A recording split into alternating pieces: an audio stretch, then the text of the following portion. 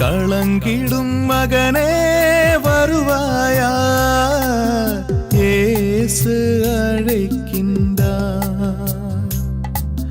கண்ணீர் துடைப்பார், மார்போடு சேர்ப்பார், மாறாது அன்பு நம் இயேசு.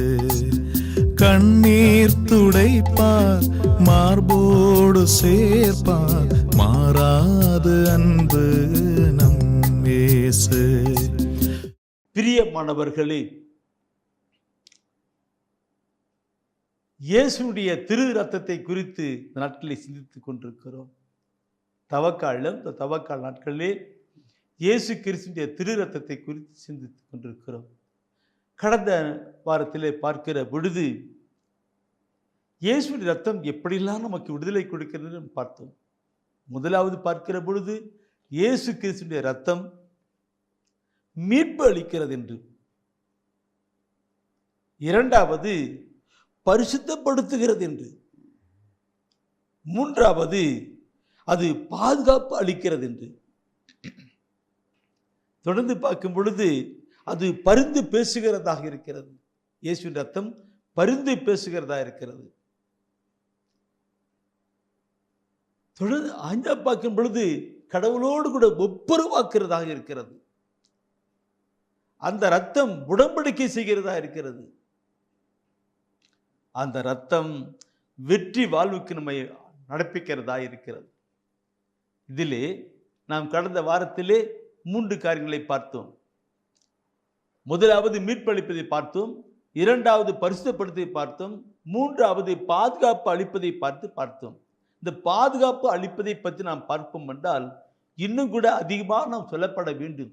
ஒவ்வொரு தலைப்பின் கீழிலும் இறைவசன வார்த்தைகளை சிந்தித்து பார்த்தோம் என்றால் என்ன அருமையான ஒரு வார்த்தைகள், எவ்வளவு அருமையான வார்த்தைகள் எல்லாம் இந்த தெய்வீக திருவள்ளுவத்திலே சொல்லப்பட்டிருக்கிறது. அந்த பாதுகாப்பு அளிக்கின்ற வார்த்தை பார்க்கிற பொழுது தூய ஆவியார் உணர்த்துகின்ற ஒரு கருத்தை நான் உங்களோடு கூட பகிர்ந்து கொள்ள விரும்புகிறேன். எசேக்கியேல் ஆகமத்திலே 9ஆம் அதிகாரம், நீங்கள் எடுத்திருக்கிற பைபிள் எடுத்திருக்கிறீங்க, குறிச்சுக்கிடுங்க, படிக்க வேண்டாம். அதில் பார்க்கிற பொழுது நீ பார்க்க குறிச்சுக்கிடுங்க. எல்லாரும் நோட் புக்கில் எழுதிருக்கிறீங்க, எல்லாம் எழுதிருக்கீங்க. எசேக்கியேல் 9ஆம் அதிகாரத்திலே 4வது தெய்வீக திருவசனம் ஒரு கருத்து இருக்கும். அந்த 4 அதில் சொல்லப்பட்டிருக்கும், எருசலேம் நகர பட்டணத்தெல்லாம் சுற்றி பார்த்து அங்கே யார் ஒருவர் அழுது புலம்பி கண்ணீர் விடுகிறார்களோ, அங்கு நடக்கின்ற அநியாயம் அக்கிரத்தை பார்த்து யார் ஒருவர் அழுது புலம்பி கண்ணீர் விடுகிறார்களோ அவர் நெற்றிலே அடையாளம் என்று 4வது வசனம். அதை தொடர்ந்து வருகிற வார்த்தைகளை பார்க்கும்போது அந்த நெற்றிலே அடையாளம் விடப்பட்டவர்களை தொடாதே, மற்றவர்களெல்லாம் அழித்து விடு, ஆனால் நெற்றிலே அடையாளம் விடவர்களை தொடாதே என்று அந்த வசனத்தினுடைய கருப்பு திறந்திருக்கும். அந்த 6-7 வசனம் பார்க்கிறோம். அன்று இஸ்ரேல் மக்களை, எகிப்து நாட்டிலே இஸ்ரேல் மக்களை அடையாளம் விடப்பட்டது, அது விட்டு மற்றதெல்லாம் எகிப்தெல்லாம் அடித்து தள்ளப்பட்டுங்களா. அதே போல இந்த வசனம் சொல்லப்பட்டிருக்கிறது, அடையாளம் விடப்பட்டவர்களை தொடாதே. அதையெல்லாம் போட்டு அவர் அந்த அடையாளம் என்ன? அவருடைய திருப்பெயரை தாங்கியிருக்கிற ஒரு அடையாளம். அது இயேசு கிறிஸ்துவினுடைய இரத்தத்தோடு கூட கருத்துக்கள் உண்டாயிருக்கிறது. அவருடைய இரத்தமானது உயிர் அளிக்கிறது என்று பார்த்தோம் அல்லவா? அவருடைய ரத்தம், இயேசுடைய ரத்தத்தில் உயிர் இருக்கிறது, ரத்தத்தில் உயிர் இருக்கிறது, குருதியில் உயிர் இருக்கிறது. அந்த ரத்தம் தான் இங்கே சொல்லப்பட்டபடினாலே, அடையாளமா இருக்கிறபடினாலே அது நம்ம பாதுகாப்பாக, ஆவியிலே பாதுகாப்பாக இருக்கிறது என்று நாம் பார்க்கிறோம். எத்தனை கருத்துக்கள் நாம் இதெல்லாம் நம்முடைய வாழ்க்கையில அனுபவிப்பதற்கு தான் இந்த தெய்வீக திருவள்ளுவம் சொல்லப்பட்டிருக்கிற வார்த்தைகளை நாம் கொண்டு வரணும். அப்பொழுது நாம் அதை அனுபவிக்க முடியும். சரி, இப்பொழுது நாம் பார்த்தோம் இந்த 3 பாதுகாப்பு என்பது, அதை பற்றி சொல்லலாம், நிறைய சொல்லலாம். ஆனால் இப்பொழுது என் அன்பானவர்கள் தூயார் உணர்த்துகிறபடியும் அடுத்தது பரிந்து பேசுவதை குறித்து நாம் பார்க்கிறோம். பரிந்து பேசுது, அவருடைய ரத்தம் இருக்கிறதுனால அங்க பரிந்து பேசுகிறது, பாதுகாப்பு கொடுப்பதோடு மட்டும் அல்ல, இங்கே பரிந்து பேசுகிறதா இருக்கிறது. அந்த பரிந்து பேசுகிறதை பார்க்கிற பொழுது தொடக்க நூலை புத்தகத்தினை பார்ப்பீர்களானால் காயின் ஆபிலுடைய காலம், காயினுடைய ஆபில் காலத்திலே ஆபிரகாம் ஆதாம் யாவால் அப்படி காயின் ஆபிலுடைய காலத்தை பார்க்கும் பொழுது அங்கே ஆபேலை சகோதரன் அடித்து விடுகிறார். அடித்து பொறாமையினால மடித்து விடுகிறார் காயினை. காயின் வந்து ஆபேலை அடித்து போயிடுறான்.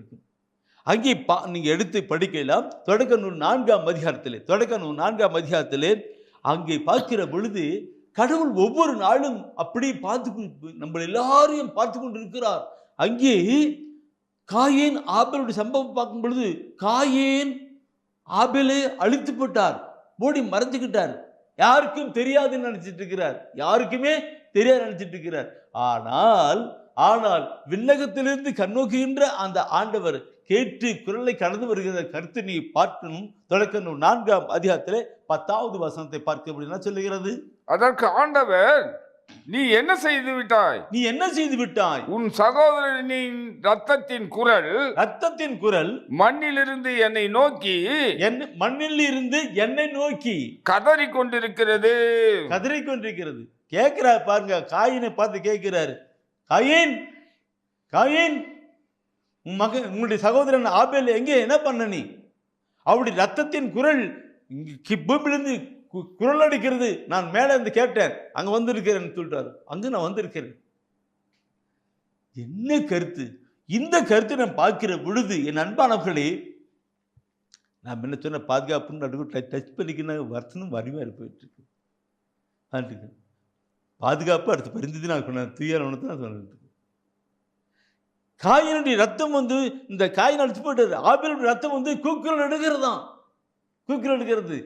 மன்னகத்திலிருந்து கூக்குரல் இட்டு அங்கே விண்ணத்திலிருந்து நான் இறங்கி வந்தேன். எங்கே உங்களுடைய சகோதரன் ஆபேல் எங்கே கேட்கிறார்.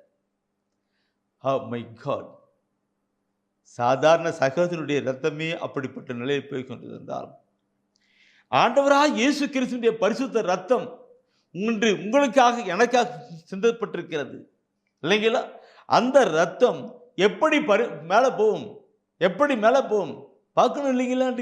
எப்படி பண்ணுக்கும் அந்த ரத்தம் உங்க மேல என் மேல சுழிக்கப்பட்டிருக்கிறது.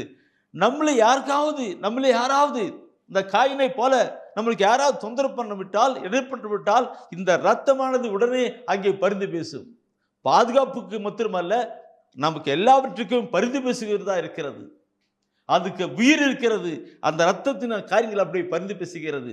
பைபிள் எடுத்து நீ படித்து பாருங்கள். அந்த பரிந்து பேசுவது எப்படி இதை பற்றி பரிந்து பேசுவது நிறைய சொல்லப்பட்டிருக்கும். ஆனால் எபிரேயர் புத்தகத்தில் எடுங்க. எபிரேயர் புத்தகத்தில் 12ஆம் அதிகாரத்திலே 24வது வசனத்தை நீ பார்க்கிற பொழுது 17 12வது 24வது வசனத்தை பார்க்கிற பொழுது அதில் சொல்லப்பட்டிருக்கும், புதியதோர் உடன்படிக்கையின் இணைப்பாளராகிய இயேசுவின் முன்னிலையிலும் நிற்கிறீர்கள்.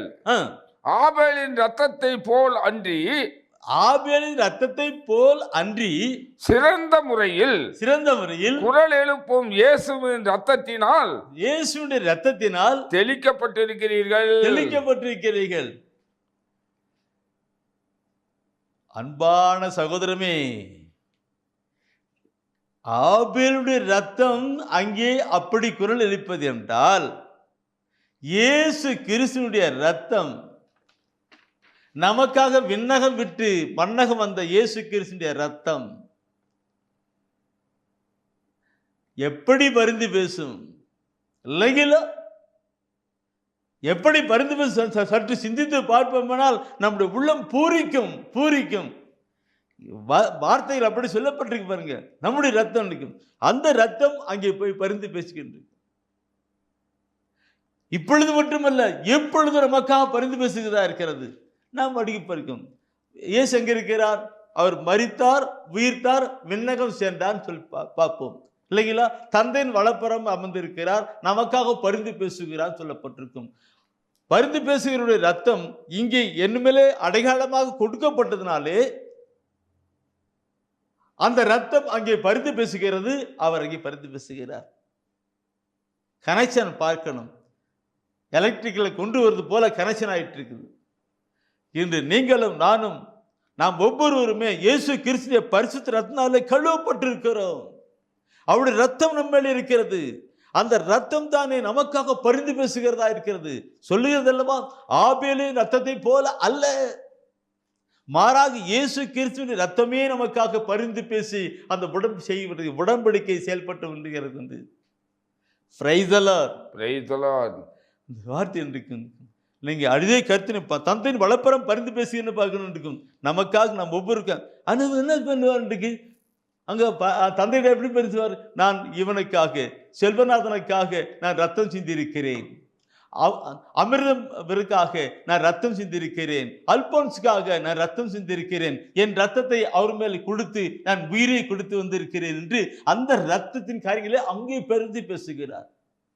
நாம் யாருடைய அவருடைய பரிசுத்தத்தினாலே கடந்து வருமோ அத்தனை பேருக்கும் அவர் பரிந்து பேசுகிறவராக இருக்கிறார்.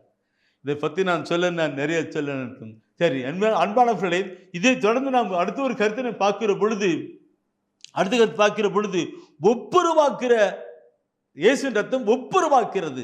தயவுசெய்து எல்லாரும் பைபிள் எடுத்துருக்கிறீங்க, எடுத்து அப்படி மீண்டும் படிச்சு பாருங்க. மட்டுக்கும் ஒப்புரவாக்குறது பார்க்கிற பொழுது நிறைய கருத்து நான் தொடர்ந்து இந்த 7 கருத்து நான் கொண்டு வர நினைக்கிறேன். ஒப்புரவாக்குறது.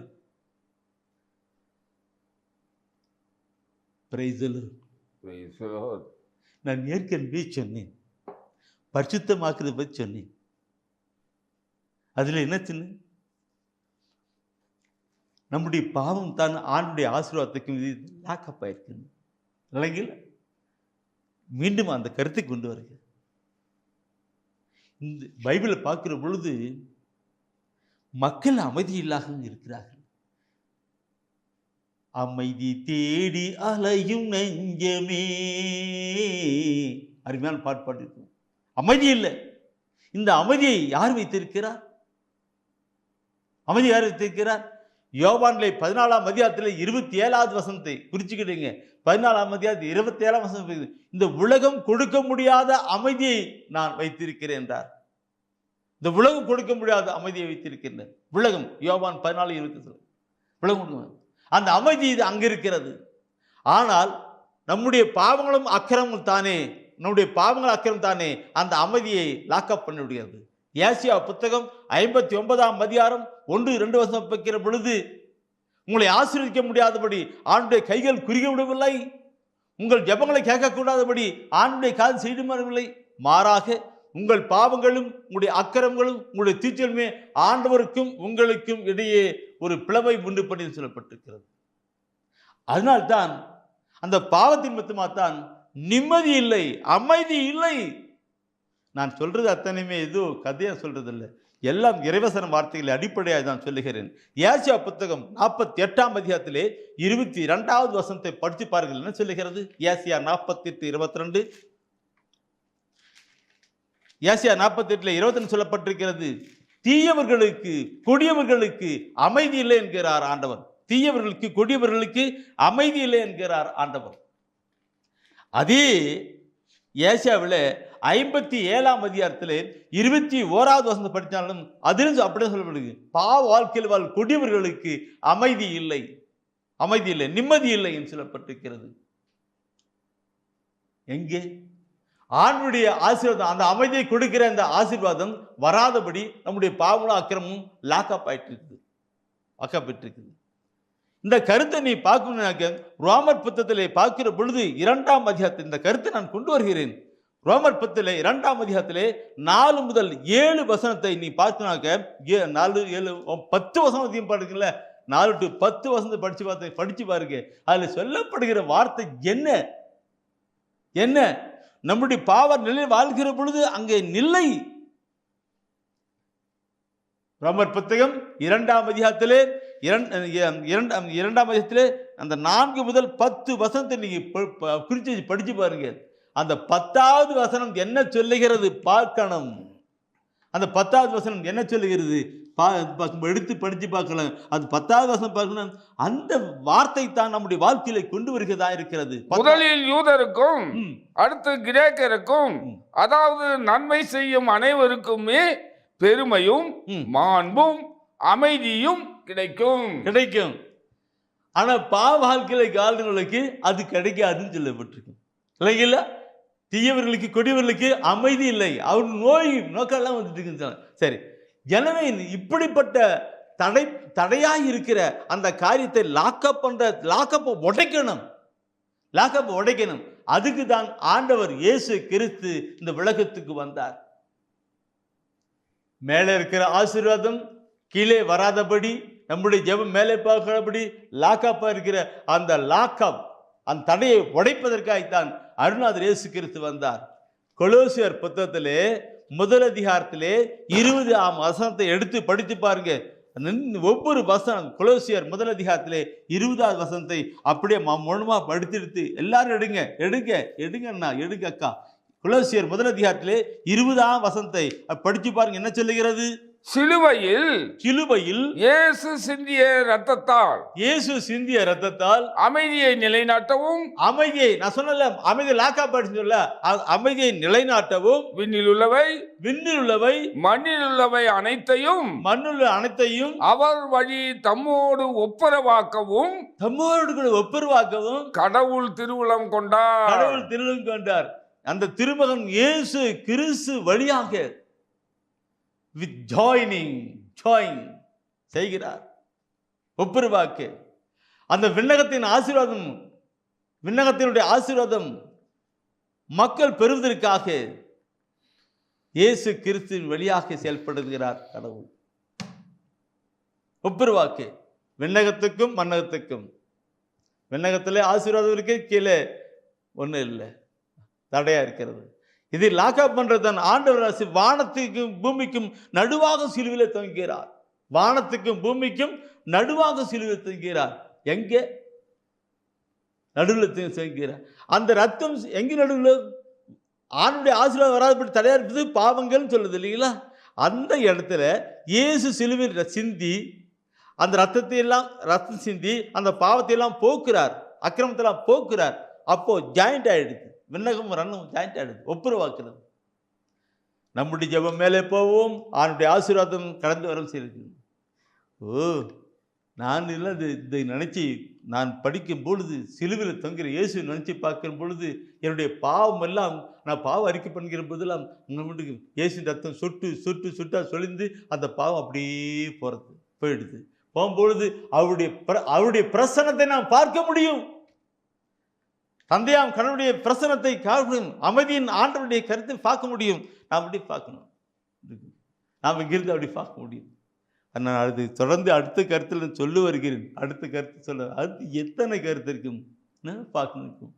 அதனால நான் பார்க்கும்போது சிலுவையில் தொங்கும் இயேசுவை பார், திரு ரத்தம் சிந்தும் இயேசுவை பார். சிலுவை வானத்துக்கும் பூமிக்கும் நடுவாக, சிலுவை வானத்துக்கும் பூமிக்கும் நடுவாக சிலுவை. இது சாதாரணமான பூமியை போல உயர்த்தப்படுகிற அவர் உயர்த்தப்பட்டார். எங்க பார்க்க சிலுவையில் தொங்கும் இயேசுவை பார், திரு ரத்தம் சிந்தும் தேவனை பார். இதெல்லாம் நாம் உணர்ந்து வருகிற பொழுது எப்படி இருக்கும்? இந்த வசனத்தோடு கூட எபேசியர் திருமுகத்தை எடுங்க. எபேசியர் திருமுகத்தில் நீ பார்க்கிற பொழுது அந்த ஒப்புரவாக்குற காரியங்களை எப்படி கொண்டு வருகிறான் பாருங்க. இருக்கும் உள்ளம் துரிக்க மாட்டோம். எபேசியர் 2ஆம் அதிகாரத்திலே 13வது வசனம், எபேசியர்லே 2ஆம் அதிகாரத்திலே 13வது வசனம் அதான் சொல்லப்பட்டிருக்கு. ஒரு காலத்தில் தொலைவில் இருந்த நீங்கள் இப்பொழுது இயேசு கிறிஸ்துவோடு கூட இணைந்து அவரது இரத்தத்தின் மூலம் அருகில் கொண்டு வரப்பட்டிருக்கிறீர்கள். அவருடைய இரத்தத்தின் மூலம் அருகிலே கொண்டு வரப்பட்டிருக்கிறீர்கள். ஜாயிண்ட் வித் ஐட்ஸ், தந்தையாம் கடவுளோடு கூட இணைகின்ற நிலையிலே பார்க்கணும். ஒரு காலத்தில் எங்கேயோ அடிக்கடி நான் சொல்லுகிறதுக்கு எங்கேயோ எப்படியோ வாழ்ந்து கொண்டிருந்தேன், உலகப்போக்கிலே வாழ்ந்து கொண்டிருந்தேன், ஆண்டவரை அனுபவிக்காமல் வாழ்ந்து கொண்டிருந்தேன். ஆனால் என்று பாவத்தை குறித்து நினைத்து கடந்து வந்து நம்ம வீடத்தில் பிடித்தினும் ஆண்டவர் இயேசு கிறிஸ்துவை அறிந்து கொண்டினும் அவரோடு கொண்டிருந்தேன். அவனுக்கு உம்மோடு இருப்பதுதான் உள்ளத்தின் வாஞ்சையா, அப்படி கொண்டு வருகிற காரியம்தான் என்னை அந்த ஜாயின் பண்ணிவிட்டது. இயேசு கிறிஸ்து ஜாயின் பண்ண விண்ணத்துக்கும் மன்னத்துக்கும் ஒப்புரவாக்கி ஜாயின் பண்ண. ஒரு காலத்திலே பாவத்தின் மித்தமாக எங்கேயோ வாழ்ந்து கொண்டிருந்த நான் பாவத்தை நிமித்தமாக எங்கேயோ வாழ்ந்து கொண்டிருந்த நாம் இயேசு கிறிஸ்து விண்ணகம் விட்டு வண்ணகம் வந்து அவருடைய ரத்தத்தினாலே அந்த விண்ணக கடவுளோடு கூட நம்மையும் ஒப்புரவாக்கி விட்டார். அவரை கடவுளை அனுபவிக்கின்ற பாக்கியத்தை தந்திருக்கிறான் சொல்லப்பட்டிருக்கும். இந்த கருத்துக்களை நான் நிறைய சொல்லணும். இதே நீங்க யோவான் நற்செய்தியிலே அந்த ரத்தம் சிந்துதல் சொல்லப்பட்டிருக்கு. நிறைய சொல்லணும், நிறைய சொல்லணும். யோவான் நற்செய்தி எடுங்க. யோவான் நற்செய்தியிலே இயேசு ஆண்டவர் சொல்லுகின்ற ஒரு வார்த்தை இருக்கும். 6ஆம் அதிகாரத்தில் அவர் சொல்கிற வார்த்தை ஒவ்வொன்றும் பார்க்கணும். இப்படிலாம் இருக்கிறது நாம் பார்க்கணும், குறிச்சிக்கிடுங்க. ஆனால் நேரம் கடந்து போகிறது. அடுத்து பார்க்கலாம். ஏசியாத்தில் யோவானில் 6ஆம் 53 முதல் 56 வசனம் குறிச்சிக்கிடுங்க. இயேசு கிறிஸ்து அந்த இரவு உணவின் போது அவர் சொல்லுகின்ற வார்த்தை உண்டு. என்ன சொல்லுகிறார்? எனது சதையை உண்டு எனது இரத்தத்தை குடிப்பவர் எனது சதையை உண்டு இரத்தத்தை குடிப்பவர்கள் உண்மையாகவே அவரோடு கூட இணைகின்ற காரியமாக இருக்கிறதா? வசனத்தின் காரியங்கள் ஒவ்வொன்றும் நிலை வாழ்வு உயிர்த்து நிலை எனக்கு இதை குறித்து நாளை தினத்தில் நாம் சிந்திக்கலாம். பார்க்கணும் ஒவ்வொரு கருத்தும் எப்படிலாம் சொல்லப்பட்டிருக்கு. இந்த தவக்கால நாட்களிலே என்ன படிச்சமல்ல எபேசியர்ல தொலைவில் இருக்கிற நீங்கள் நம் சமூகம் இயேசு கிறிஸ்துவின் பரிசுத்தத்தினாலே வரணும். அந்த உன்னத கடவுளை பார்த்து பெற்று நாம் கேட்டு நாம் ஜெபிக்கிற ஜெபமெல்லாம் மேலே போயிட்டு அவருடைய அருளும் ஆசனம் கடந்து வரணும். அதனால் கொண்டு வாங்க. தவக்கால நாட்களிலே ஒவ்வொன்றும் இயேசுடைய ரத்தத்தை குறித்து சிந்திக்க நம்முடைய உள்ளம் அவருக்குள் இணைகின்ற காரியமாக இருக்கிறது. ஒரு நிமிடம் அப்படியே கண்களை மூடுவோமா? இயேசு கிறிஸ்துவினுடைய பரிசுத்த ரத்தத்தினுடைய மகிமை நாம் இப்பொழுது உணரப்போகிறோம். அவருடைய உச்சம் தலம் உள்ளங்கால் மட்டுமாக அடிக்கப்படாத இடமில்லை. ஏற்கனவே பார்த்தோம், ஏர் உழுது போல உழுதப்பட்டது. அந்த இரத்தமானது நம்மில் விழுகிற பொழுது உடல் நோய்களை குணமாக்கும். ஓ மை காட் ஜீசஸ், நான் ஒரு சின்ன சாட்சி கூட இந்த நேரத்தில் கொண்டு வர தூய உணர்த்துறார். இறை பக்தி உள்ள ஒரு சகோதரன், அந்த சகோதரனுக்கு ஒரு ஆக்சிடென்ட் ஏதோ நிலையில் அவனை ஆஸ்பத்திரியில் போட்டான்னு. அவனுக்கு ரத்தம் கிடையாது. ரத்தம் அந்த எங்கேயோ போடுறாங்க தேவை, அந்த குரூப் ரத்தம் கிடையாது, அவனுக்கு கிடைக்கல. அவங்க அப்பா அம்மா என்ன பண்ணாங்க தெரியல, அந்த ஆளுக்கு அந்த ஆஸ்பத்திரிக்கு முன்னாடியே முட்டி போட்டுக்கிட்டு, எனக்கு அப்படி கண்ணு தண்ணி வருகிறது. அந்த பையனுக்கு ரொம்ப சீரியஸ், அவனுக்கு முன்னாடி. அப்போ இவங்க ஜெபம் பண்றாங்க, இயேசுவே ரத்தத்தை கொடுங்க, என் பையனை காப்பாத்துன்னு அவங்க ஜெபம் பண்றாங்க. இயேசு கிறிஸ்துவின் பரிசுத்த ரத்தம் அவனுக்குள் கடந்து வந்தது. சீரியஸ், டாக்டர் முடியல. ஆனாலும் கூட அந்த மகன் அந்த நேரத்திலே அற்புதமாக எழுந்தார். இயேசு மரித்து வைத்து வந்து இயேசு அனுபவிக்கணும். அந்த அப்பா அம்மா 2 பேரும் கைகளை உயர்த்தி சிலுவை நோக்கி அப்படி ஜெபம் பண்ணாங்க. சிலுவையில் சிந்து, இயேசுவே ரத்தம் சிந்தினீரே, என் மகனுக்கு ரத்தம் இல்லையே, நீங்க ரத்தம் கொடுங்க ஜெபம் பண்ணும்போது அந்த ரத்தத்தின் காரியங்கள் அங்கே போயிட்டானது. கண்ணீர் கிணவர்கள். இப்பொழுதும் பிரியமானவர்களே, உங்களுடைய வாழ்க்கையில் எந்த நிலை ஆசீர்வாதம் இல்லாத இருக்கிறீர்களா, அல்லது நோய் நோக்கால் இருக்கிறீர்களா, இயேசு கிறிஸ்து உயிரை கொடுத்து ரத்தத்தை கொடுத்து நமக்கு உயிரை கொடுத்தார் என்றால் கொண்டு வந்து பார்க்கணும். இறைவசன வார்த்தையிலோடு கூட அவருடைய வார்த்தை, அவருடைய நமக்காக உயிரையே கொடுத்தவருடைய வார்த்தை எப்படியெல்லாம் செயல்பட்டு கொண்டிருக்கிறது என்று பார்க்கும்போது அதை அனுபவித்து ருசிப்பெல்லாம் நாம் கடந்து வர வேண்டும். பிரியமானவர்களே, நேற்று தினத்திலே ஒப்புரவாக்கை பற்றி பார்த்தோம். அந்த கடைசியில் கண்டு யோவான் நற்செய்தியிலே நாம் பார்க்கிற பொழுது 6ஆம் அதிகாரத்திலே அந்த 53 முதல் 56 வசனம், அந்த மேல தலைப்பை பார்த்தீங்கன்னா சொல்லியிருக்கேன், தலைப்பு என்ன சொன்னா, மானிட மகன் சதையும் ரத்தமும் உணவாகுதல். மானிட மகன் இயேசு கிறிஸ்துவுடைய உடலும் ரத்தமும் நமக்கு உணவாக கடந்து வருகிறது. தெய்வீக திருவிடத்தில் பங்கு பெறுகிற பொழுது நாம் இது உணரணும், உணர்ந்து கடந்து வரணும், அனுபவித்து மகிழ்வுகளாக நிற்க முடியும். அவர் உடலும் ரத்தமும் நமக்கு வருகிற பொழுது அது எவ்வளவு ஆசீர்வாதமா இருக்கும். அது கொஞ்சம் நான் நினைக்கிறேன். அதை நான் ஏற்கனவே வேற ஒரு செய்தி கூட கொடுத்துருக்கிறேன். ஆனால் இங்கே ஒரு செய்தியில் கூட நான் துயர் உணர்த்துறார். எல்லாரும் எடுத்திருக்கிறேன். யோவான் நற்செய்தியில் 6ஆம் அதிகாரத்தில் அப்படியே எடுத்துக்கிடுங்க. அதில் 53வது வசனத்தை நீ படிச்சு பாருங்க. என்ன சொல்லுது? 53வது வசனம் சொல்லுது. என்ன சொல்றாரு? என்ன சொல்ற பாருங்க. அதில் இயேசு ஆண்டவர் இந்த பாதத்தெல்லாம் கழுவி அந்த ராஜபுரம் சொல்றாரு. அந்த 53வது வசனம் என்ன சொல்லுகிறது? இயேசு அவர்களிடம் உறுதியாக உங்களுக்கு சொல்கிறேன், மானிட மகனுடைய சதையை உண்டு அவருடைய ரத்தத்தை குடித்தால் ஒழிய நீங்கள் வாழ்வு அடைய மாட்டீர்கள். இயேசு ஆண்டவர் சில வேலையில் சொல்லுகிற பொழுதெல்லாம் உண்மையிலும் உண்மையாக உங்களுக்கு சொல்லுகிறேன், உறுதியாக உங்களுக்கு சொல்லுகிறேன் சொல்வார்.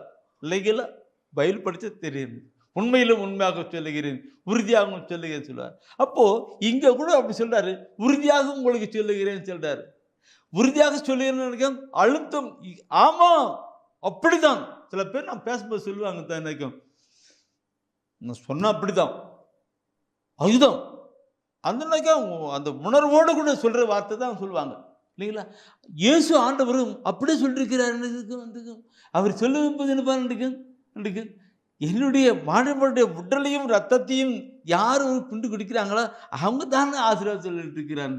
அந்த வார்த்தையை பார்க்கிற பொழுது எனக்கு உள்ள அப்படி பெருகும். இயேசு அவர்களின் உறுதியாக உங்களுக்கு சொல்லுகிறேன், மானிடமகனுடைய சதையை உண்டு அவருடைய ரத்தத்தை குடிக்கிறவர்கள், அதாவது உணவு அந்த காலத்தில் நடக்கும், அவர்களுக்கு தான் நிலை வாழ்வு பெறுவான்னு சொல்லப்பட்டிருக்கு. அது அவருக்கு தான் நிலை வாழ்வு பெறுவான். நிலை வாழ்வு, போகிற வாழ்வு. என் அன்பானவர்களே, நான் கடந்த நாட்களை கொண்ட இது பற்றி சொல்லியிருக்கிறேன். என்ன ஒரு சகோதரன் அந்த அந்த கடந்த நாட்களில் இப்போ சமீபத்தில் ஒரு சாட்சியம் சொல்லிருக்கு. இந்த இயேசு ரத்தத்தை சொல்லுகிற பொழுது சாட்சி கூட இருக்கு. தெய்வீக திருப்பலியிலே கலந்து கொண்டிருக்கிற அநேகர் இயேசு கிறிஸ்துவினுடைய ரத்தத்தை அப்படியே பார்த்துருக்கிறாங்க, புனிதரெல்லாம் பார்த்துருக்கிறாங்க. கடந்த நாட்களை பார்க்கிற பொழுது ஒரு சகோதரி ஃபாதர் அங்கே திருப்பலி நிறைவேற்றி அப்படியே கொண்டு வந்தார். இயேசு ரத்தத்தை வாசனத்தை நினைச்சு திருப்பலி எடுத்துருக்கா. அப்போது அந்த ரத்தத்தை பிடிக்கும்போது அந்த ரத்தம் சுட்டு ஒடுகிற மாதிரி இருந்துச்சான். இந்த பாப்பா, இந்த சகோதரி பாப்பான்னு சரி, அந்த சகோதரி அப்படியே நாக்கு நீட்டு இருக்கும். அவளுக்குள்ளாக ரேசும் ரத்தம் சொட்டுட்டும் இருக்கும். அப்படி சொட்டா உழந்துட்டு இருக்கும். அந்த சகோதரி அப்படியே முழிப்பட்டிருக்கிறாங்க. ஃபாதரு ரொம்ப நேரம் என்ன ரொம்ப உணர்வோடு கொண்டு வந்துட்டீங்க கேள்வி. அப்போ நீ ஃபாதர், நீங்க ரஃபதி பிடிக்கும்போது இப்படிலாம் இருந்தது என்றோ சொன்ன வார்த்தை கிடையாது. இன்னைக்கு நடந்து கொண்டிருக்கிறது. பார்க்கணும் அந்த நிலையை எதிர்க்கும். அப்படியே நீ கொடுத்து அடுத்த வசனத்தை படிச்சு பாருங்க. அடுத்து 54ஆம் வசனம் படிச்சு பாருங்க. என்ன சொல்கிறது? எனது சதையை உண்டு, என் சதையை உண்டு, என் ரத்தத்தை குடிப்பவர், என் ரத்தத்தை குடிக்கிறவர்கள் நிலை வாழ்வை கொண்டுள்ளார், நிலை வாழ்வை கொண்டிருக்கிறார்கள். நானும் அவரை இறுதி நாளில் உயிர்த்தெழ செய்வேன். இறுதி நாளிலே உயிர்த்தெழ செய்வேன். இறுதி நாளிலே உயிர்த்தெழ செய்வேன். எல்லாரும் கிடையாது. இன்னைக்கு யாரும் எப்படியோ வாழ்ந்துகிட்டு இருக்கிறாங்க. இங்கே தெய்வீக திருப்பலி, தெய்வீக திருவிருந்து, அந்த உடலை உண்டு ரசத்தை குடிக்கிறவர்கள் தான் சொல்லப்பட்டிருக்கு. இறுதி நாளை உயிர்த்தெழுவான் சொல்லப்பட்டிருக்கு. நான் சொல்லணும், நிறைய சொல்லணும் இல்லைங்களா? அந்த ரத்தத்தை உடலத்தை யார் குடிப்பாங்க? தகுதியான நிலையிலே அவருடைய உடலை உண்டு ரத்தத்தை குடிக்கிறவர்கள் தான் நிலைத்தான். அவர்கள் இறுதி நாட்களில் வீழ்த்தெழுவார்கள் வித் காமெண்ட்ஸ். லகோன் சென்று எப்படி கருத்துன்னு சொல்லப்பட்டிருக்கின்றோம். என் அன்பான நம்முடைய வாழ்க்கையும் அப்படியே கடந்து கடந்து செயல்பட வேண்டியதாக இருக்கப்பட வேண்டும். நினைக்க சரி, உடலை வென்றது நிலைவாழ்வு. நிலைவாழ்வு அடுத்தது உயிர்த்தலை செய்வேன். நிலைவாழ்வு தெரு அந்த உடலை வென்று நிலைவாழ்வு தெருவில் உயிர்த்தலை செய்வேன். அடுத்து 56வது வசனம் படிச்சு பாருங்க, என்ன சொல்கிறது? எனது சதை உண்மையான உணவு, என் ரத்தம் உண்மையான பானம். உண்மையான பானம். எனது சதையை உண்டு என் ரத்தத்தை குடிப்போர் என்னோடு இணைந்திருப்பர். என்னோடு இணைந்திருப்பர், நானும் அவர்களோடு இணைந்திருப்பேன். நானும் அவர்களோடு இணைந்திருப்பேன். ஒன்று என்ன சொல்லுகிறது? நிலை வாழ்வு கொண்டிருப்பான்னு சொல்லுது. அடுத்தது என்ன சொல்லுகிறது? அடுத்து என்ன சொல்லுகிறது? அவர்கள் எல்லாரும் உயிர் தெழுவான்னு சொல்லப்பட்டிருக்கு. அடுத்து என்ன சொல்லப்பட்டிருக்கு? அவர்கள் என்னோடு கூட இணைந்திருப்பார்கள், நானும் அவர்களோடு கூட இணைந்திருப்பேன் சொல்லப்பட்டிருக்கு.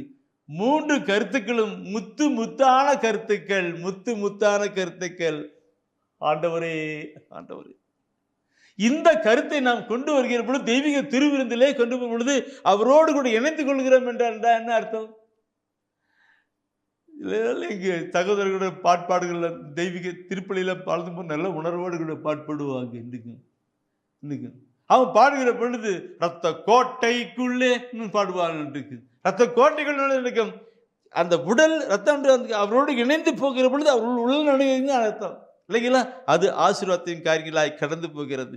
சரி, அதை பற்றி நான் நினைச்சேன் இல்லைங்களா? அவருக்கு அடுத்தது உடன்படிக்கை செய்கின்ற ரத்தத்தை குறித்து நம்ம ஒரு கருத்தை பார்க்கலாம். அந்த உடன்படிக்கை இந்த இதுதான் அவர் அந்த வசனத்தை படித்தனா உடன்படிக்கை, இதுவே நான் செய்கிற உடன்படிக்கைன்னு சொல்வார் இல்லைங்களா? நான் செய்கிற உடன்படிக்கை அவர் சொல்லும் போது என்ன சொல்வார்? அந்த ரத்தத்தின் நான் சிலுவையில் சிந்தி ரத்தத்தினாலே அவர் உடன்படிக்கை செய்கின்ற அந்த உடன்படிக்கை கோயிலை பார்க்குறவங்க அப்படி சொல்லுவார். இது புதிய உடன்படிக்கை ரத்தத்தினால் ரத்தத்தை எடுக்கிற பொழுது கிண்ணத்தை எடுக்கணும்னு சொல்லுவாங்க.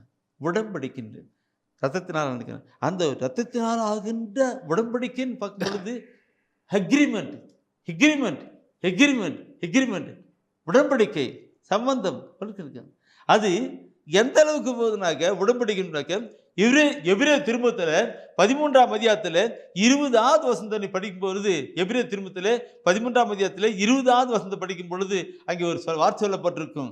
என்றும் உள்ள உடன்படிக்கையின் ரத்தத்தால், என்றும் உள்ள உடன்படிக்கை ரத்தத்தால் ஆடுகளின் பெரும் ஆயரான நம் ஆண்டவர் இயேசுவை இறந்தோரிடமிருந்து எழுப்பியவர் அமைதியை அருளும் கடவுளே.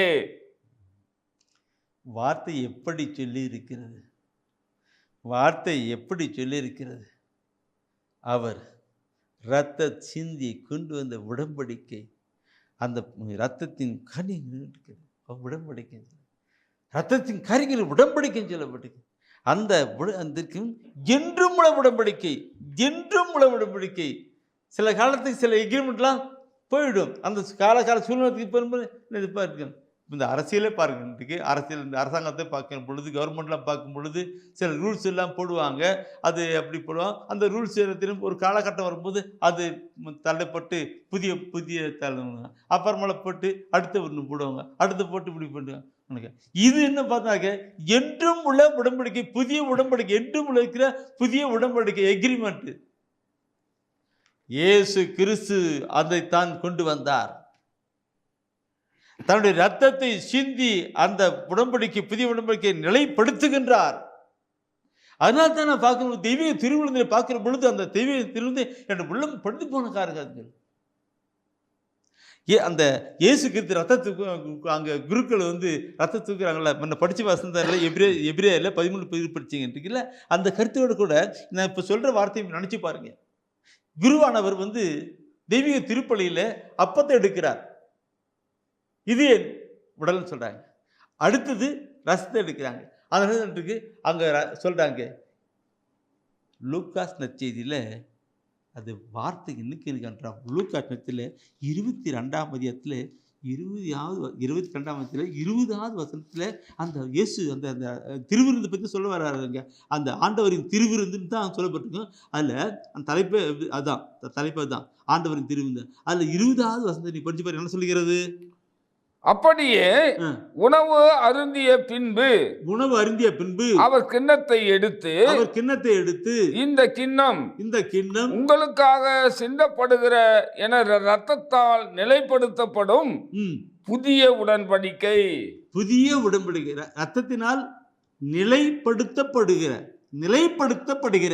உடன்படிக்கையின் ரத்தம், நிலைப்படுத்துகின்ற உடன்படிக்கையின் ரத்தம் சொல்லப்பட்டிருக்கு. அப்படின்னா இன்னும் நாம் பார்த்தோம்ல, ஒவ்வொரு கருத்தும் முன்ன சொல்லப்பட்டிருக்கல, இந்த முன்ன 5 கருத்து நம்ம பார்த்துக்கிறோம். அந்த 5 கருத்துமே அதெல்லாம் உடன்படிக்கைப்படுத்த புதிய தான் சொல்லப்பட்டிருக்கிறது. ஒவ்வொன்றும் பார்க்கணும். நம்முடைய வாழ்க்கையில நம்ம எந்த நிலையை கொண்டு வந்து பார்க்கணும் இருக்கும். உடன்படிக்கையின் ரத்தமாக இருக்கிறது. இந்த கருத்தை பார்க்கும்போது அந்த வசனத்தை அந்த திருவிருந்தில் இருக்கும்.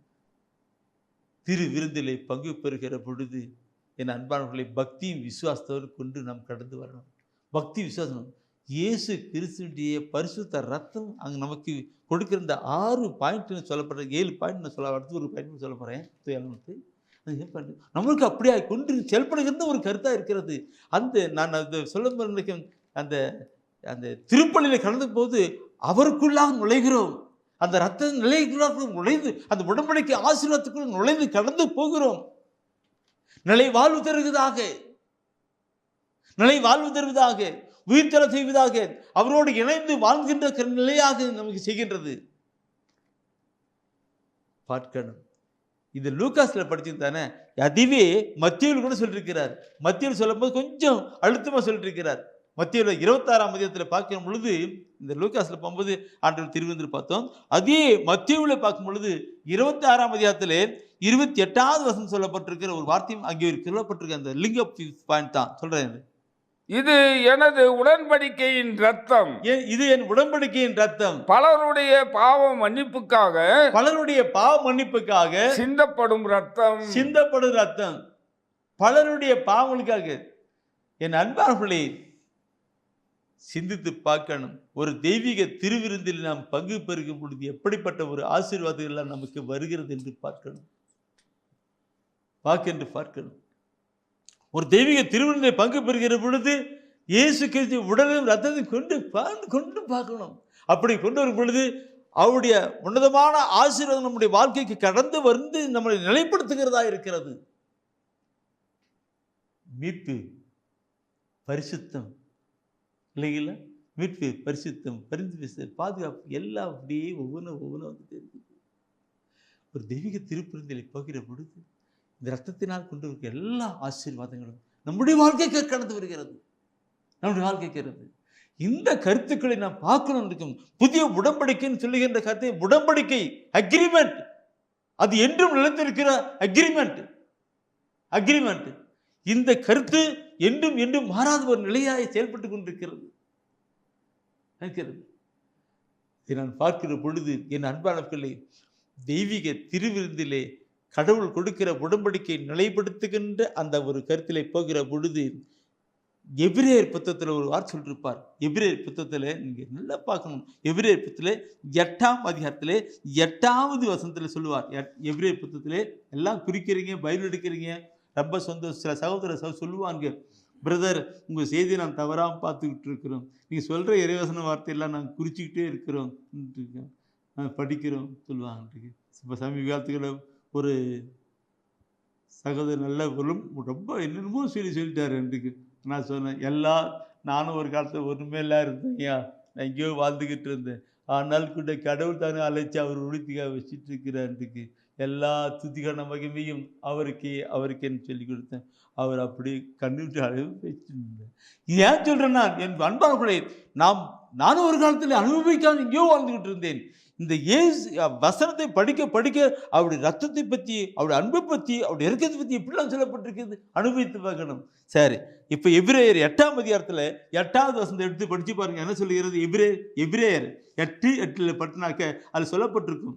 கடவுள் அவர்களது குற்றத்தை எடுத்து கூறி சொன்னது இதுவே, இதோ நாள்கள் வருகின்றன, இதோ நாள் வருகின்றன. அப்போது அப்போது இஸ்ராயேல் வீட்டாரோடும் இஸ்ராயேல் வீட்டாரோடும் யூதாவின் வீட்டாரோடும் ம், புதிய உடன்படிக்கை ஒன்றை செய்து கொள்வேன் என்கிறார் ஆண்டவர். பாருங்க, இதோ நாள் வருகின்றன, அப்போது இஸ்ரேல் வீட்டாரோடும் யூதாவின் வீட்டாரோடும் புதிய உடன்படிக்கை ஒன்று செய்து கொள்வேன் என்றார்.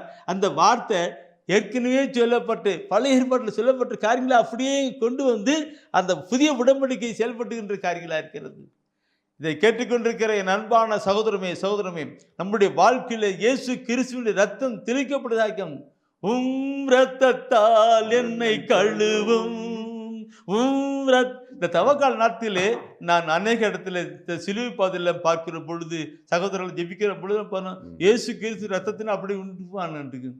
ரத்தம் கழுவுங்க, கழுவுங்க, கழுவுங்க, உன் ரத்தத்தை எனக்கு புரு நிலைய ஆசீர்வாதத்தை தரட்டும் ஆண்டவரே சொல்லிட்டு கடந்து வந்து ஜெபம் பண்றாங்க.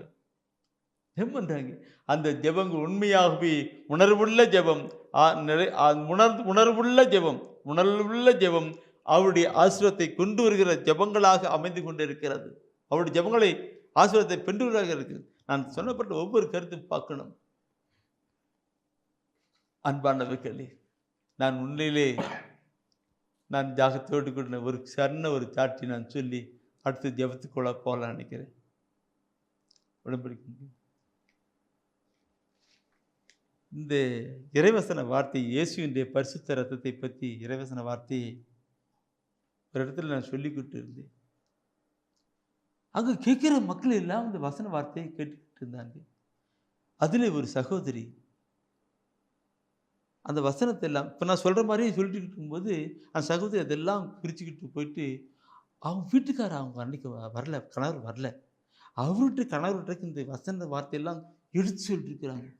வசனம் இப்படிலாம் இயேசுவின் ரத்தத்தை இப்படிலாம் சொல்லப்பட்டிருக்குன்னு சொல்லிட்டு அவரு இந்த அம்மா இருக்கிறது கெட்டதை விட அவரு அதிகமாக கண்டு போயிட்டார். அந்த வார்த்தை கேட்டதுலேயே ரொம்ப அதிகம் போயிட்டாங்க.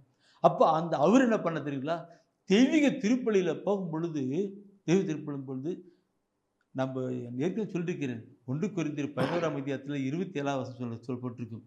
குறிச்சுக்கிட்ட படிக்க வேண்டும். 1 கொரிந்தியர் 11:27 சொல்லிருக்கு. யாராவது தகுதியற்ற நிலையிலே இந்த அப்பத்தை உண்டு ரசத்தை குடிப்பார்கள் என்றால் அவர்கள் கிறிஸ்தியனுடைய உடலுக்கும் ரத்தத்துக்கும் விரோதமாக குற்றம் புரிகிறான்னு சொல்லப்பட்டிருக்கு. 1 கொரிந்தியர் 11:27. இந்த வார்த்தை அவருடைய உள்ளத்துல பற்றும் பங்கிடுச்சு.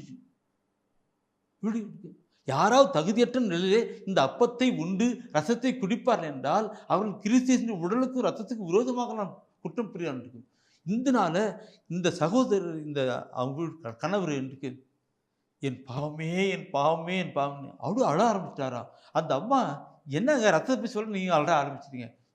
நான் இவ்வளவு நாள் நான் தப்புப்பா பண்ணிட்டேன், நான் நல்ல ஒரு பாவம் அறிக்கை பண்ணிட்டு கொண்டு போகலை, அவர் ரத்தத்தை பண்ணி கொண்டு இல்லைன்னு சொல்லிட்டு அடுத்து போயிட்டு நல்ல ஒரு பாவ அறிக்கை செய்து அதன் பின்னாடி அவர் அந்த ரத்தம் குடிக்கும் பொழுது ஒவ்வொன்றும் இயேசுவின் ரத்தம் பாவத்திலாம் கழுவுகிறது போக்குறது எல்லாம் உடன்படிக்கை எல்லாம் சொல்லப்பட்ட எல்லா வார்த்தையில அனுபவித்து வருகிற பொழுது அவருடைய முகம் பிரகாசிச்சுதான். வீட்டுக்கு வரும்போது அவங்க சொன்னாங்க, வைஃப் சொன்னாங்க, அவர் முகம் அப்படியே பிரகாசித்து ஆளுநருக்கு.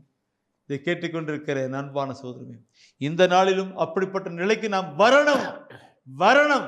இந்த தவக்கால நாட்களிலே அந்த கிறிஸ்து ரத்தத்து கோட்டைக்குள் உள்ள நுழைஞ்சுக்கிடணும். அந்த ரத்த கோட்டைக்குள் நுழையும் போது எந்த ஒரு தீமையும் நமக்கு வராது. பாதுகாப்பு, பராமரிப்பு, பரிந்து பேச எல்லாம் நமக்கு கடந்து வரும்.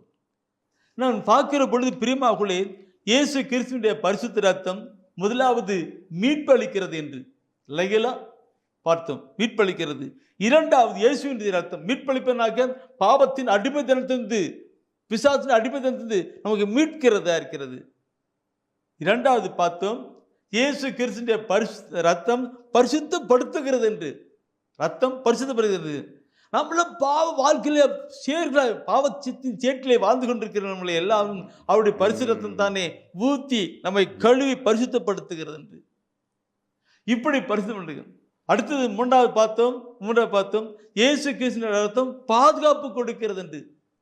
அவர் விலைமதிக்கப்படாத தன் ரத்தத்தை கொடுத்து வாங்கியதுனாலே எப்படி பாதுகாப்பார் என்பதை நாம் பார்த்தோம் இல்லைங்களா? பாதுகாப்பு கொடுக்கிறோம். அடுத்தது நாம் பார்த்தோம், அவர் நமக்காக பரிந்து பேசுகிறார். அவருடைய ரத்தம் நமக்காக பரிந்து பேசுகிறதை பார்த்தோம். அவருடைய ரத்தம் ஆபேல் ரத்தத்தை போல அல்ல, மாறாக இயேசு கிறிஸ்து விலை கொடுத்து வாங்கப்பட்ட இயேசு கிறிஸ்துடைய பரிசு ரத்தம் நமக்காக எப்படி பேசுகிறது என்று சிந்தித்தோம். பரிந்து பேசி பார்த்தோம். அடுத்து பார்க்கும்போது விண்ணக தந்தையோடு கூட எப்படி நம்மை ஒப்புரவாக்குகிறார், விண்ணக தந்தையோடு ஒப்புரவாக்குகிறார். அந்த இயேசு ரத்தம் எப்படி ஒப்புரவாக்குறது என்று பார்த்தோம். இயேசு ரத்தம் ஒப்புரவாக்குகிறது. அடுத்து நாம் பார்த்தோம், இயேசு கிறிஸ்துவின் ரத்தமானது நமக்கு உடன்படிக்கை எக்ரிமெண்ட் கொண்டு வருகிறது, புதிய உடன்படிக்கைன்னு சொல்லி பார்த்தோம். இப்பொழுது நாம் பார்க்க போகிறது வெற்றி வாழ்வுக்கு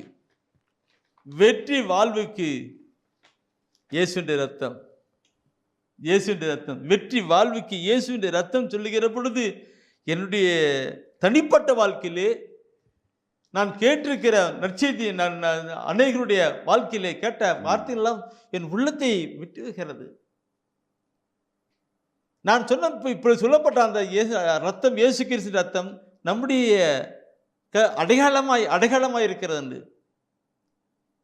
கடந்த நாட்களில் ஒரு சகோதரன் இந்த செய்தி ஆரம்பிக்கிறது போல சின்ன ஒரு சாட்சி சொல்ல நினைக்கும். ஒரு சகோதரன் அவன் வெளி பயணம் போகிறான்ட்டு அவன் என்ன பண்ணுவான்ட்டுக்கு அந்த பிளஸ்ஸிங் பண்ண ஆயில் எடுத்துட்டு நெத்தியில் தடவி தான் போவான். இப்படி பாதுகாப்பு. இப்போ எக்ஸாம் +2 எக்ஸாம் எல்லாம் நடந்துட்டு இருக்குது, தேர்வு எழுதிட்டு இருக்கு.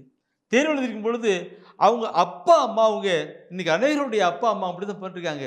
போகும்போது பிள்ளைங்க நெத்தியில் நல்லா எண்ணெய் ஜம் பண்ண எண்ணெய் எடுத்துட்டு நெத்தியில் தெரி வச்சுட்டு கண்ணு ஆவியான இருப்பார், நல்லா தூயான இருப்பார், நல்லா போயிட்டு அப்படி. இன்னைக்கு நிறைய பேர் அப்படி பண்ணோம். அந்த ரத்தத்தின் வெற்றி கொடுக்கிற ரத்தத்தை குறித்து நாம் சிந்திக்க இருக்கிறோம். நீ தயவுசெய்து எபிரேயர் புத்தகம் எடுக்க. எபிரேயர் புத்தகத்தை எடுத்துக்கும் போது நான் இதை சொல்லப்பொழுது தூயாவிலே கடந்து வந்து சொல்லுகிறேன்.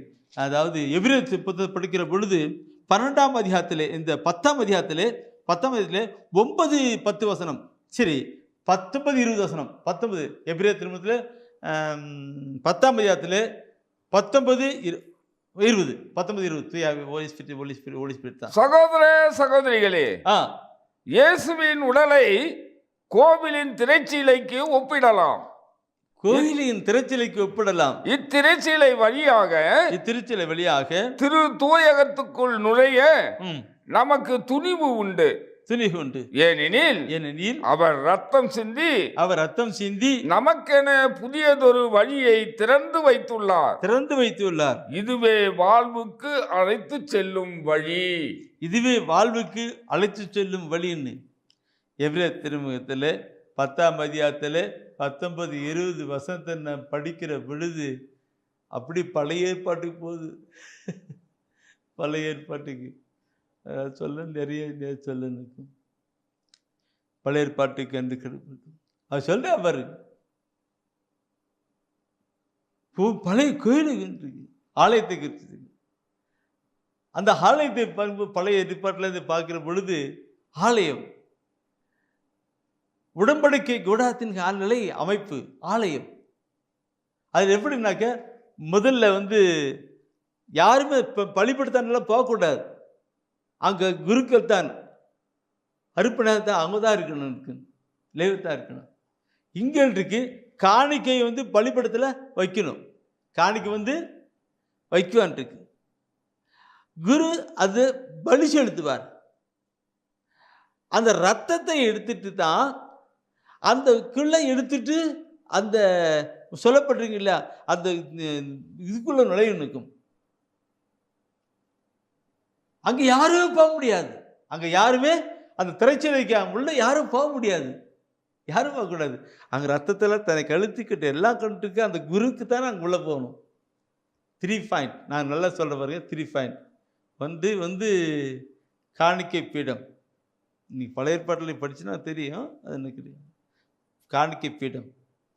அடுத்தது பலிப்பீடம், பரிசுத்த தலம், மகா பரிசுத்த தலம். திரைச்சிலை. அது ஓப்பன், யாருக்குமே தெரியாது. திரைச்சிலை, காணிக்கை பீடம், பலிப்பீடம், இங்கே திரைச்சிலை, உடன்படிக்கை கூடாரம் வருதுல லாஸ்ட்ல, மகா பரிசுத்தலம். இந்த நிலையே இங்கே இந்த வசனத்தை சொல்றதுபடி அது அப்படியே ஆண்டவர் வைத்துட்டார், அப்படியே மேலே வைத்தார். இங்கே என்ன, நாமெல்லாம் காணிக்கை செலுத்துகிற மக்களாக, நம்மை அர்ப்பணித்து செய்கிற மக்களாக, நம்முடைய குரு, தலைமை குரு செயல்பட்டுகின்றவர் நம்முடைய அருமை ஆண்டவர் இயேசு கிறிஸ்து. அவர் தான் வானத்துக்கும் பூமிக்கு நடுவே அந்த சிலுவிலே ரத்தம் சிந்தி சொல்லப்பட்டிருக்கல, அவர் பலி செலுத்துகிறார். கல்வாரி பலி. பூமி அடுத்தது இங்கே வானத்துக்கு பூமிக்கு நடுவில் கல்வாரி பலி. மேலே தான் விண்ணகம், விண்ணகம் அதான் பரிசுத்தலம், அங்கே யாரும் போக முடியாது. இந்த நிலையை ஆண்டவர் இயேசு கிறிஸ்து தானே இதெல்லாம் மாற்றி போட்டார். நாம் படிக்கிறோம், அவர் இயேசு கிறிஸ்து சிலுவிலே மரிக்கிற பொழுது அந்த பரலோகத்தின் கதவு திரைச்சிலை இரண்டாக கிழிக்கப்பட்டது. திரைச்சிலை இரண்டாக கிழிக்கப்பட்டது. படித்திருக்கீங்களா? அவர் இயேசு உயிரை விடுகிற பொழுது, அந்த வசனம் சொல்ல நிறைய சொல்ல இருக்கு. அவர் உயிரை விடுகிற பொழுது வானம் அந்த திரைச்சிலை கிழிக்கப்பட்டது. அதுதான் அந்த பல்லவத்தின் கதவு கிழிக்கப்பட்டது. இப்போ இங்கே இருக்கிறவெல்லாம் அங்கே பார்க்கும், அங்கே கடந்து வருகிற, அங்கே இருக்கிற காரியங்கள் கடந்து வரவும் இங்கே இருக்கிற இது வழிதான் அங்கே சொல்லப்பட்டிருக்கிறது. நீங்கள் எந்த வசனத்தின் காரியங்கள் என்ன நிலையை சொல்லி பார்க்கணும் எனக்கு பிரியமாக இருக்கும். தயவுசெய்து முன்ன படித்த அதே வசனத்தை நீங்கள் மீண்டும் ஒரு வாட்டி நீங்கள் எடுத்து கொண்டு வரணும். வசனத்தை மீண்டும் ஒரு வாட்டி தயவுசெய்து எடுத்து படித்து பாருங்கள். அது சொல்ல 10ஆம் அதிகாரத்தில் 19, 20 அந்த வசனத்தின் கருத்துக்கள் மீண்டும் நான் இப்போ சொல்லப்பட்ட வசனத்தை அது லிங்க் அந்த கருத்துக்கள் ஓய்வு ஜாயின் ஆகிருக்கும். 19, 20 மீண்டும் படித்து பார்க்கலாம். சகோதர சகோதரிகளே, இயேசுவின் உடலை கோவிலின் திரைச்சிலைக்கு ஒப்பிடலாம். திரைச்சிலைக்கு ஒப்பிடலாம். இத்திரைச்சிலை வழியாக திரு தூயகத்துக்குள் நுழைய நமக்கு துணிவு உண்டு. ஏனெனில் அவர் ரத்தம் சிந்தி நமக்கென புதியதொரு வழியை திறந்து வைத்துள்ளார். இதுவே வாழ்வுக்கு அழைத்து செல்லும் வழி.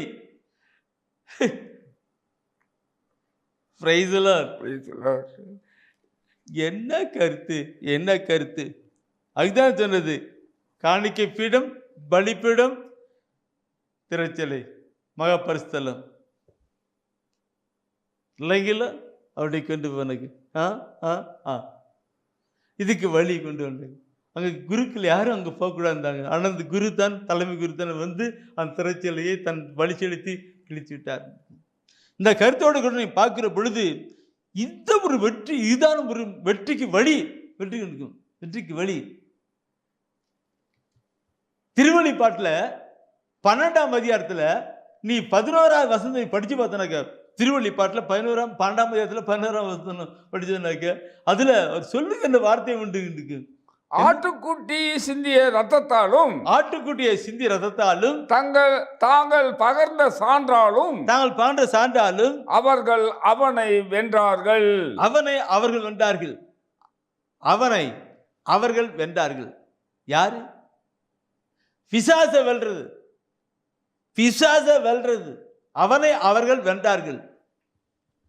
ஆட்டுக்குட்டி ரத்தத்தினாலும் சான்றாலும், இறைவசன வார்த்தையினாலும் சான்றாலும், ஆண்டுடைய வார்த்தை சான்றாலும் அவனை பிசாசு வென்றார்கள். அந்த 12ஆம் வசனம் சொல்லப்பட்டிருக்கும், தனக்கு சிறிது காலமே இருப்பதை, அந்த 12ஆம் வசனம் சொல்லப்பட்டிருக்கு, குறித்து நீங்கள் படிக்க வேண்டாம். அது தனக்கு சிறிது காலமே இருப்பதை அறிந்திருக்கிற அழகையானவன் கடும் சீற்றத்துடன் உங்களை வந்திருக்கிறான் சொல்லுவார்.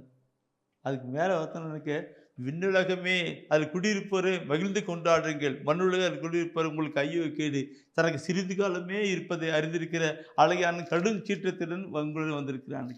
தனக்கு சிறிது பிசாசு தெரியுது. அப்படிப்பட்ட அந்த பிசாசை வெல்ல வேண்டும் என்றால் இயேசு கிறிஸ்துவினுடைய பரிசுத்த ரத்தமும் அவருடைய வார்த்தையும் தான், அவருடைய ரத்தமும் அவருடைய வார்த்தையும் தான் அவனை வெல்ல முடியும். என்ன வார்த்தை இருக்குது? ரத்தம் ஜெயம், ரத்தம் ஜெயம், கல்வாரி இயேசுவின் ரத்தம் ஜெயம், காருண்ய தேவனின் ரத்தம் ஜெயம். என்ன அருமையான ஒரு பாடல் இல்லைங்களா? ரத்தம் ஜெயம். இன்னைக்கு பொல்லாத பிசு நிறைய பேர் பார்க்கணும் இருக்கு, நிறைய இருக்கு. Holy Spirit of Jesus. தூயான உணர்த்துகின்ற என் அன்பானவர்களே, இந்த ரத்தத்தை பற்றி நான் சொல்ற வெற்றி என்று சாத்தானே எதிரி தான். நம்முடைய ஆலயத்தில் பார்க்கிற பொழுது தேர்த்தம் தெளிப்பாங்க. எனக்கு அங்கே பண்ணுற ஒரு வார்த்தை சொல்ல பார்த்தியும் எதிரியின் தாக்குதல் சொல்ல பிசாந்தார் பரிசுத்தப்படுத்த ரத்தம் சொல்லுவாங்க இல்லைங்களா? முதல்ல திருப்பலி வேலை முதல்ல தெளிப்பாங்க, பார்த்துருக்குறோம். அது என்ன? பாவத்தை கழுவுகிற ரத்தம், பிசாசுடைய நிலையெல்லாம் ஒழித்து போடுகிற ரத்தம், அந்த தெய்வீக திருப்பலி அவரோட கூட இணைகின்ற ரத்தம். ரத்தம் இதெல்லாம் நம்ம கொண்டு வரணும். இதோ நம்ம சடங்கு சாச்சாரமா உலக போக்கெல்லாம் போயிட்டு கூடாது. வசனத்தை படித்து உள்ளடக்கி கொண்டு வருகிற பொழுது அது மகத்துவங்களாம் அடித்து கடந்து போக முடியும். அதுதான் இருக்கு. குருக்கள் தேர்ந்தெளிப்பாங்க. அந்த ரத்தம் தெளிக்கிற பொழுது அந்த தேர்ந்தெளிப்பு ரத்தம் தெளிக்கப்படுகிறது, அது நம்ம பரிசுத்தப்படுகிறது. வெற்றிக்கு அந்த சாத்தானுடைய காரியங்களெல்லாம் அப்போ நிற்கும். சில இடத்துல பார்க்கும்பொழுது, சில தியான தினத்தெல்லாம் பார்க்கும் பொழுது, தருமபுரி கார்ம தியான ஆசனம் கூட பார்க்கும் பொழுது அவங்க குருக்கெல்லாம் சிலுவை எடுத்துக்கிட்டு அந்த சிலுவை அடையாளம் போட்டு ஜெபம் பண்ணுவாங்க. சிலுவை பண்ணுவாங்க. இன்னைக்கு அந்த ரத்தத்தின் காரியங்கள் எல்லாம் வெற்றியை கொடுக்கிறது. அந்த ரத்தத்தின் காரியங்கள் சிலுவையில் சிந்திய அந்த ரத்தத்தின் காரியங்கள் எல்லாம் விடுதலை கொடுக்கிறது, வெற்றியை கொடுக்கிறது. விடுதலை தருகிற ரத்தம் ஜெயம், வெற்றி மேல் வெற்றி தரும் ரத்தம் ஜெயம். விடுதலை தருகிற பிசாசுடைய பிடித்திலிருந்து விடுதலை தருகிற ரத்தம் ஜெயம், வெற்றி மேல் வெற்றி தரும் ரத்தம் ஜெயம். ரத்தம் ஜெயம் இப்படியே கொண்டு வரணும். ஓ மை காட், இதை நான் சொல்லி நிறைய கருத்துக்களை நான் பார்க்கணும். என் அன்பானவர்களே, இயேசு கிறிஸ்துவினுடைய பரிசுத்த ரத்தத்தின் காரியங்களை நாம் சிந்தித்து பார்க்கிற பொழுது அந்த ரத்தத்தின் காரியங்கள் நமக்காக உயிரையே கொடுத்து கொடுத்து கடந்து வந்த ரத்தத்தின் காரியங்களை பார்க்கும் பொழுது இந்த 7 விதமான அனுபவத்தை அனுபவித்து கடந்து வந்து காலம் வளரணும். தவக்காலம் வெறுமையான காலங்களாக இருக்கக்கூடாது. ஏதோ பாரம்பரியம் எத்தனையோ தவக்காலம் அப்படி இருக்கக்கூடாது, மாற்ற வேண்டும். அதற்காகத்தான் இந்த இயேசுவின் ரத்தத்தை பற்றி நான் அதிகமாக சொல்லுகிறேன். இயேசுவின் ரத்தத்தை பற்றி சொல்றேன். அது கடைசி பாயிண்ட் நான் சொல்றது, இயேசுவின் தருகிற ரத்தம் ஜெயம்னு சொல்லிட்டு இருக்கேன். இனி அந்த திருவள்ளிப்பாட்டில் 11ஆம் அதிகாரத்தில் 12ஆம் அதிகாரத்தில் 11, 12 சொல்லப்பட்டில்ல, தனக்கு சிறிது காலமே இருப்பது அறிந்திருக்க அழகியானவன் சொல்லப்பட்டிருக்கீங்களா? அதுக்கு மேல என்ன வசனம் சொல்லப்பட்டிருக்கு? இன்னைக்கு அந்த சாத்தானை வெல்லுகின்ற காரியங்கள், அந்த சாத்தான ஆட்டுக்குட்டியை இயேசு கிறிஸ்து பரிசுத்த ரத்தத்தினாலே வெற்றுகின்றோம். இந்த காலகட்டத்திலே பொல்லாத பிசாசுடைய காரியெல்லாம் வெல்ல வேண்டும். அன்னைக்கு வீட்டில் பார்த்தோம்னா பில்லி சூன்யம், மந்திரங்கள் தாங்க இருக்கு, யாரோ செஞ்சுட்டாங்க, பேய் பிடிச்சிட்டு இருக்கு, அப்படி இப்படி இருக்கு, யாரோ கெடுத்துச்சு, இப்படி பல நிலையில வேதனை கொண்டிருக்கு. இல்லை, நேற்று தெரிந்த சகோதரர் பாடினாரே, ரத்த கோட்டைக்குள் நான் நுழைந்து விட்டேன், இனி எதுவும் அணுகாது. அந்த ரத்த கோட்டைக்குள் நுழைந்து விட்டேன்னு சொல்லி பாட்பாடு ரெடிப்படி இருக்கும் இல்லைங்களா? நுழைந்து விட்டேன், தீமை என்ன சாத்தான் அணுகாது, அதற்குள் இருக்கும். அந்த மாதிரி இயேசு கிறிஸ்து ரத்தம் ஜெயம் கொடுக்கிற ரத்தத்துக்குள்ளாய் நாம் கடந்து சென்று நாம் வாழ்வு பெற வேண்டும், வாழ்வு பெற வேண்டும். மை லார்ட், இதை பற்றி நான் நிறைய சொல்ல நினைக்கும். ஒவ்வொரு உள்ளம் துடிக்கின்ற ஒரு நிலையாய் கடந்து போகிறது. நான் நிறைய சாட்சி சொல்ல நினைக்கிறேன், ஆனால் நேரம் கிடப்பதில்லை. சரி இருக்கட்டும், திருவெளிப்பாடு எடுங்க. திருவெளிப்பாடு ஏன்னா இந்த உள்ளத்தின் காரியங்கள் எல்லாம் நாம் எல்லாம் இதோ உலக போக்கில வாழ்ந்து போயிட்டுருக்கிறோம். அவர் நமக்காக உயிரே கொடுத்தார், ரத்தத்தை கொடுத்தார், உயிரே கொடுத்தார். அதனுடைய காரியங்களை நாம் அனுபவிக்க பண்ண வேண்டும் அல்லவா? அதுதான், அதனால தான் சொல்ல வரேன். நான் ஒரு காலத்தில் இப்படியே வாழ்ந்துகிட்டு இருந்தேன், இப்படியே போயிட்டு இருந்தேன். ஆனால் இறைவசன வார்த்தைகளை படிக்க படிக்க படிக்க படிக்க அவருடைய ரத்தத்தினுடைய மகிமையும் அவர் மரணத்தையும் மகிமையும் அவர்களுடைய காரியங்களும் நாம் அனுபவித்து கடந்து போகிற ஒரு நிலையாக இருக்கிறது. திருவெளிப்பாடு எடுங்க, 7ஆம் அதிகாரத்தில் 14வது வசனத்தை படித்து பாருங்க.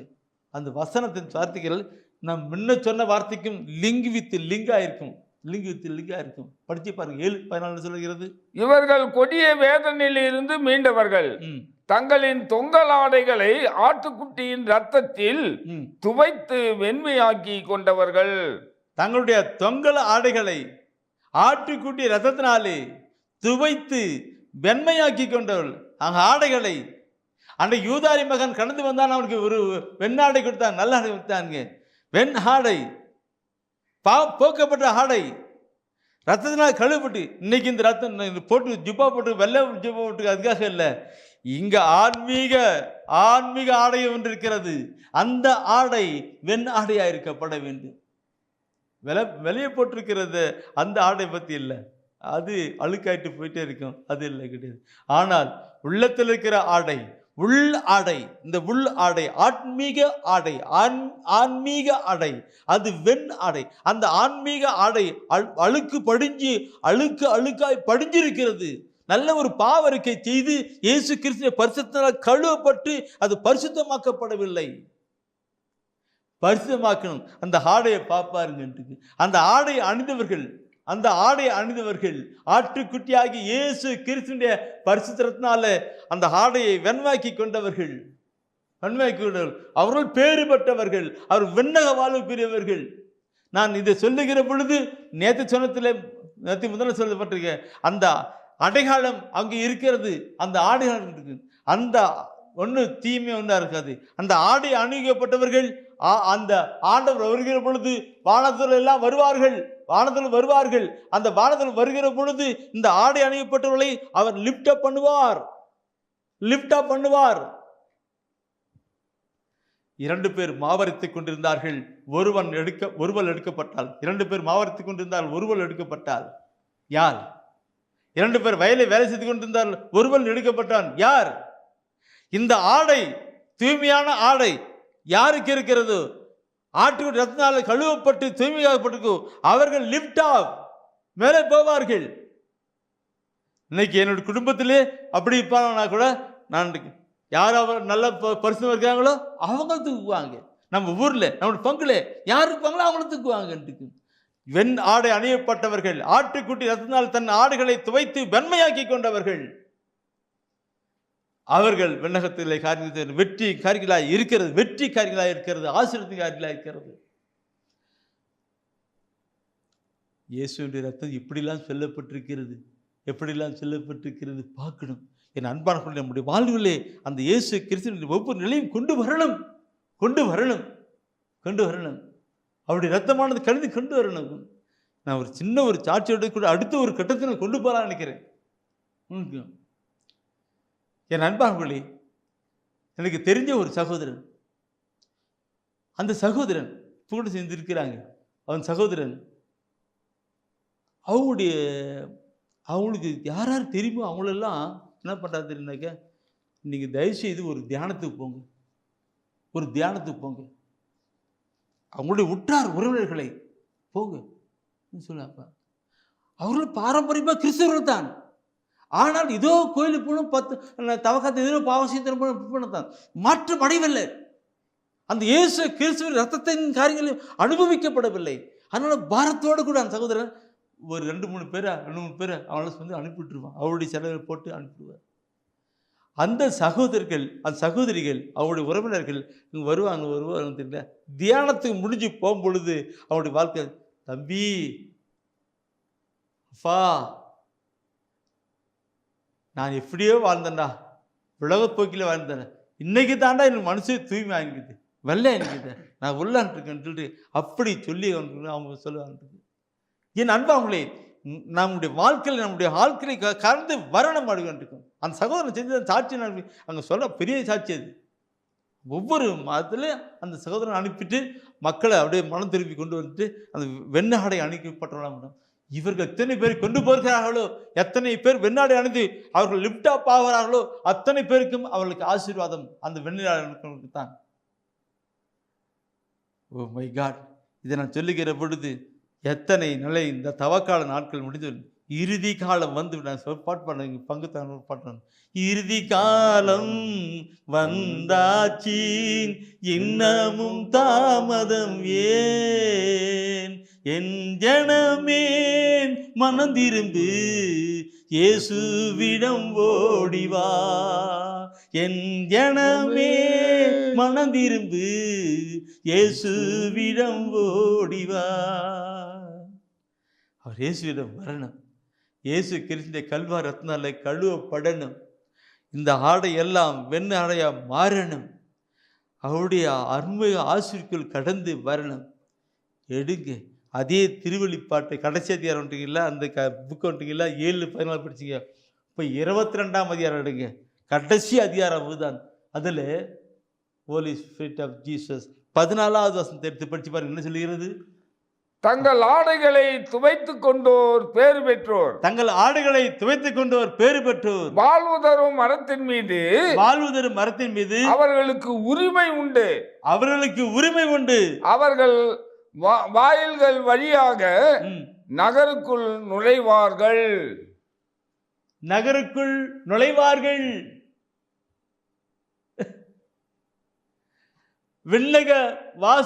விண்ணக வழியிலே அவர் போவார்கள்.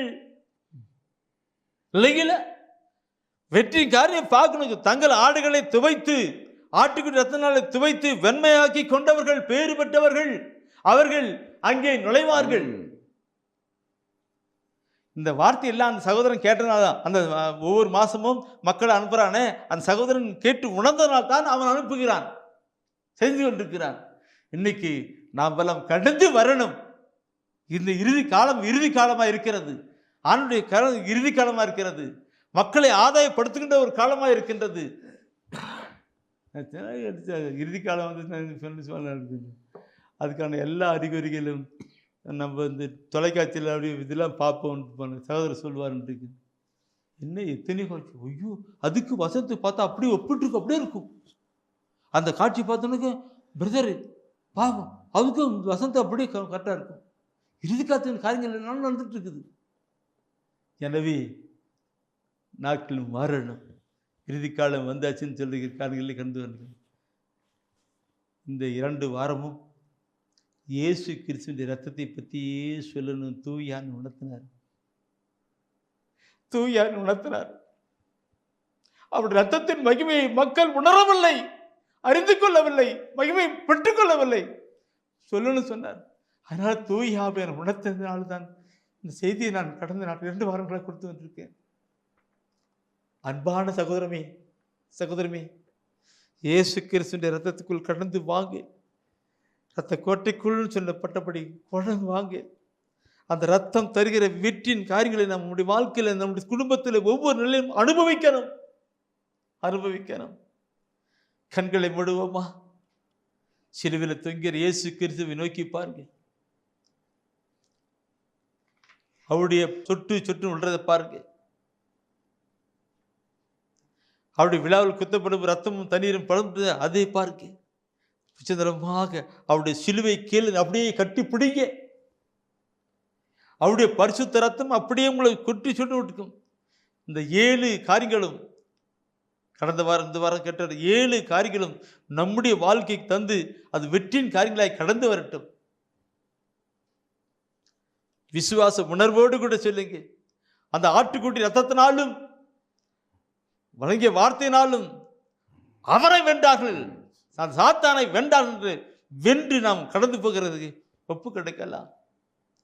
ரத்தம் ஜெயம், ரத்தம் ஜெயம், கல்வாரி இயேசுவின் ரத்தம் ஜெயம், காருண்ய தேவனின் ரத்தம் ஜெயம். அப்படி ரத்தம் ஜெயம் சொல்லும் போது ரத்தம் சொட்டு பொழுது வெற்றின்னு சொல்லி நினைச்சிக்கிங்க. உங்களுடைய பிரச்சனை, போராட்டம், கவலை, கண்ணீர், துக்கம், அழுகை, புலம்பல், நோய், நோக்காடு எல்லாவற்றிலும் கொடுக்கிற அந்த பொல்லாத பிசாசிலிருந்து வெற்றி கொடுக்கிறேன்னு கொண்டு வாங்க. அந்த ரத்தம் ஒழுகிற பொழுது நான் வெற்றி எழுதி சொல்லிருக்கேன். ரத்தம் ஜெயம், ரத்தம் ஜெயம், கல்வாரி இயேசுவின் ரத்தம் ஜெயம், காருண்ய தேவனின் ரத்தம் ஜெயம், எதிரியை துரத்திடும் ரத்தம் ஜெயம், என்னாலும் சுகம் தரும் ரத்தம் ஜெயம். எதிரியை துரத்திடும் ரத்தம் ஜெயம், என்னாலும் சுகம் தரும் ரத்தம் ஜெயம். அதிகாரம் தந்திடும் ரத்தம் ஜெயம், அதிசயம் செய்திடும் ரத்தம் ஜெயம். ரத்தம் ஜெயம், ரத்தம் ஜெயம், கல்வாரி இயேசுவின் ரத்தம் ஜெயம். பாவங்கள் போக்கிடும் ரத்தம் ஜெயம், பரிசுத்தமாக்கிடும் ரத்தம் ஜெயம்.